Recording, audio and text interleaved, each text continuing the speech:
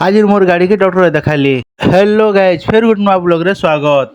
सबुदिन भलिया आज भी मुझे ऑफिस रे अच्छे आउ काम धाम सरे करी एटा मुझे रिपोर्ट पत्र सब दे देली। फिर पलैली मोर गाड़ी के सर्विसिंग करवार थिला एबे मुझे पलि आइली मुई धर्मघट ई गैरेज रे का सर्विसिंग। फिर सुशांत भाई बेले कि बस ना बेले बसी पड़ली।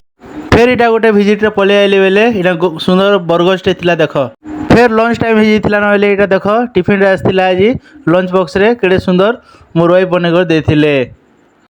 मोर पेट देवता के शांति करवार ना फिर लगी बसली। फिर संध्या आला बेले इटा मैं ऑफिस काम सरे करी इटा मुई जाऊचे। इटा देखो रास्ता केते सुंदर लागुचे। तो देखो आज आ वर्षा फर्षा किसी नहीं। आज सूर्य दत्त भी देखो केड़े सुंदर कर हंसू हंसी करी बुड़ुचन। फिर घर के पले आला परे देखो आम निनी आओ मोर भांजी करी केंता कर दौड़ी दौड़ी दौड़ी दौड़ी कर आसुचन। घरे डाकुचन भी से निसुर बना देखो केड़े सुंदर कर दौड़ी दौड़ी दौड़ी दौड़ी आसुचन। आज ब्लॉग केंता लागला कमेंट करी निश्चय जणाबे। आ लाइक सब्सक्राइब करने नहीं भूलबे।